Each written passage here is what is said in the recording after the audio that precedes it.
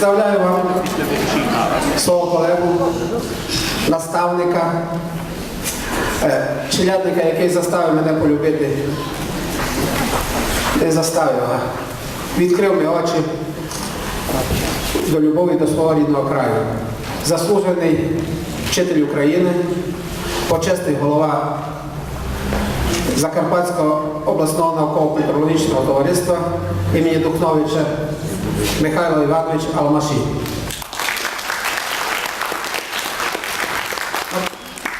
Хто не знає, мене звати Юрій Продан, голова Закарпатського товариства імені Духновича. Сьогодні, 24 жовтня, день народження Олександра Духновича, і ми сьогодні проводимо другий фестиваль русинської культури.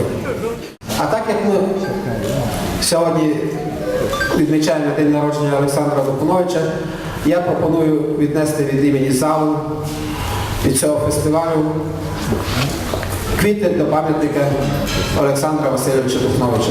Прошу.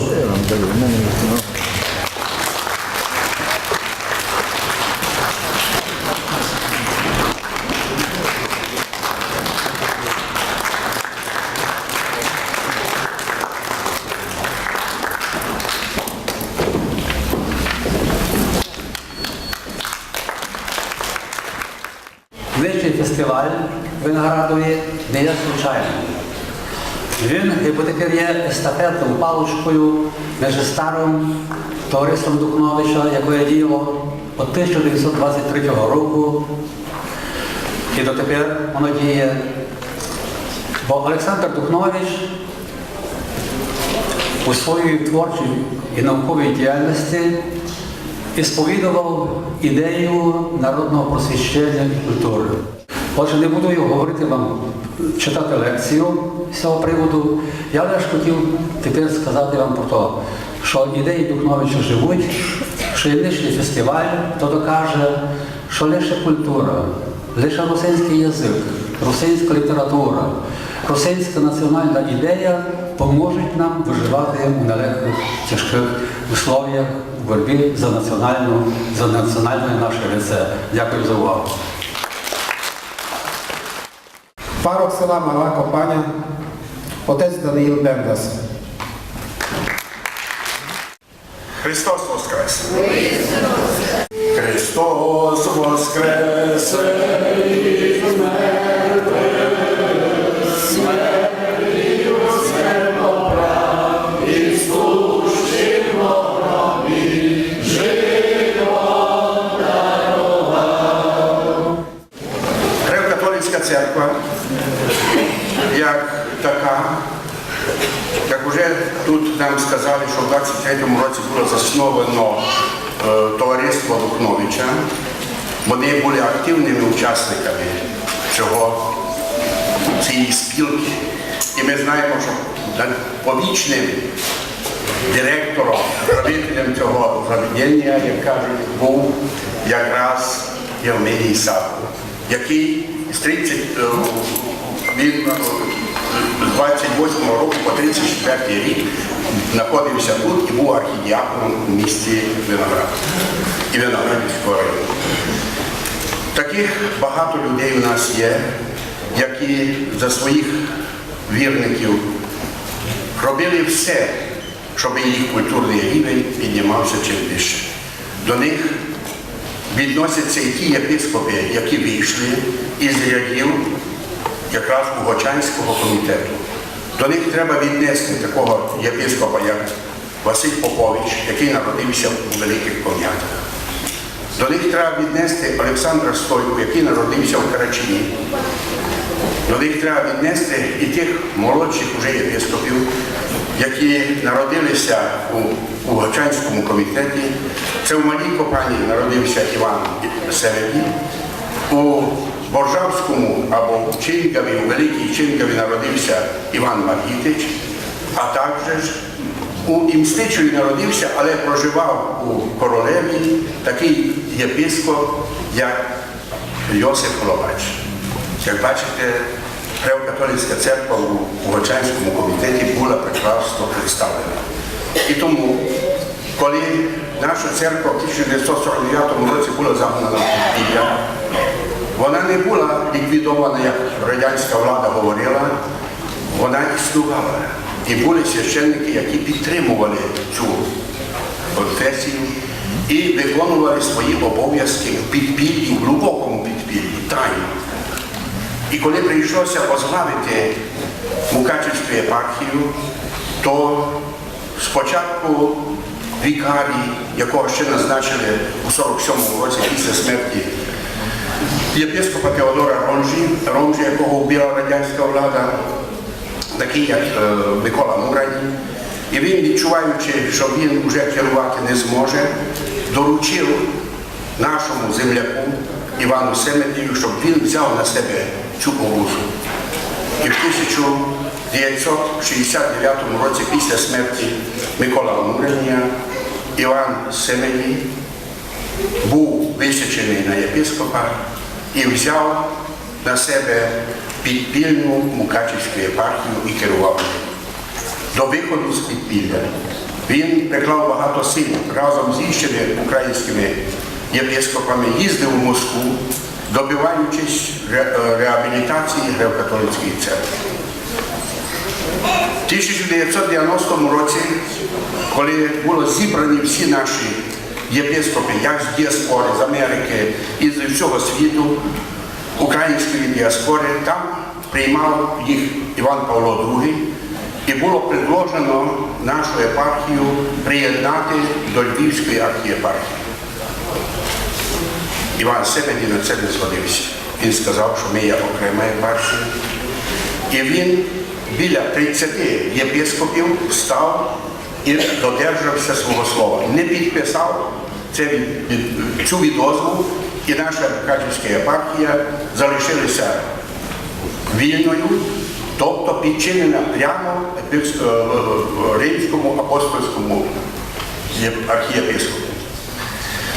І тому за ці заслуги, які наш єпископ зробив, вірники села Малої Копані вирішили відзначити його пам'ять, щоб на дальніші покоління це залишилося, і побудувати бюст. Начну стоя. Робота ведучого зводиться лише до того, аби оголосити черговий номер і якусь замнути паузу. Тяжко було мені забезпечити нам явку, знаєте, організаторам все переживають за те, щоб був повний зал. Сьогодні великі накладки. У школах, знаєте, зараз старші учні зайняті незалежним оцінюванням, заходи по вшануванню Чорнобильської трагедії співпали. Ну і як заведено було в радянській владі, коли жовтневу революцію відмічали в листопаді, у нас в місті зараз суботник проводиться в п'ятницю. Так що українці роблять, з віниками ходять, а мусульмани святкують. Ну що ж, дозвольте тоді розпочати. Звичайно, не нами сказано, один із великих челядників казав, що не знавши минувшину, не будеш строїти майбутнє.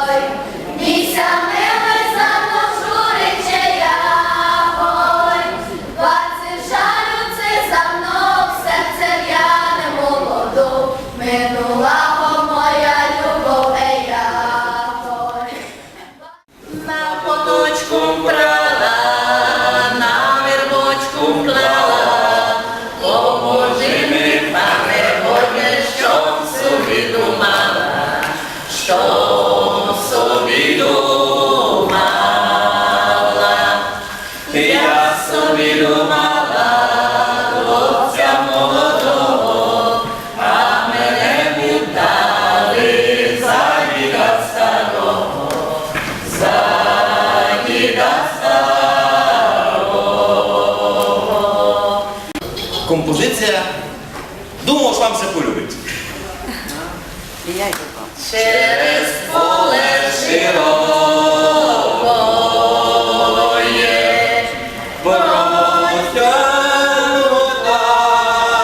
нивка, чомусь до мене приходив, нічка була відка. Чомусь до мене приходив, нічка була відка. Чогось доня не приходив, Оленька чекала, от вечора до півночі лампа не згасала. От вечора до півночі лампа не згасала. Удгоров. Живемо у великій хижі, нас двоє та й уйкових двоє дітей. Уйко, хоч і живе у копальні, а й був у центрі села, біля чиненика, а там небезопасно, бо чинеником будуть йти руські. Воліють діти пити в бак. Тісно нам тут, ай бо й весело. Дідик із вуйком укопали декунок у кирті, коло винниці, аби було десь прятати від аероплану, які почнуть бомбувати копаню. Так. Бо недавно бомбували сусіднє Королево. Руський аероплан бринів над Королевом уночі. Бринів, та й вер 3 бомби. Так. Правда, в Королево не потрапив, бомби попадали на Копанське поле. Так. Тоді копанчани почали копати декунка. Кожен у своєму кирті.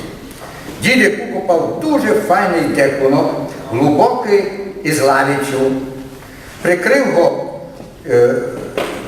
го ріщом, аби зверху не видко було. Та коли у хусті або в Королеві загудуть сирени, ми всі діти біжемося прятати у декунок.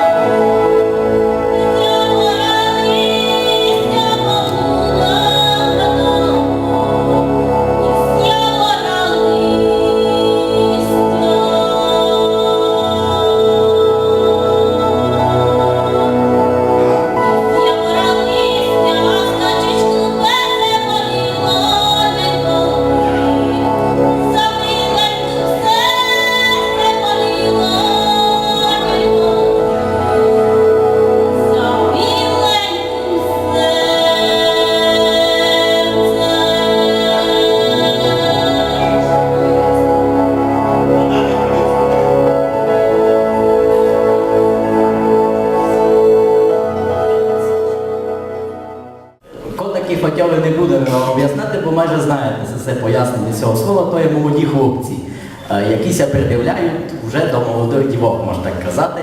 Но що хочемо почати? Взагалі-то після Пасхи, вже там після неділі мироносець, обично прийнято на Закарпатті свадьбувати, йде сезон свадєбок. Ну і хочемо почати, як то кажуть, для розкочегарки одну таку закарпатську русинську співанку, яка називається «Тече вода ледова». І Просимо вашої уваги. Medal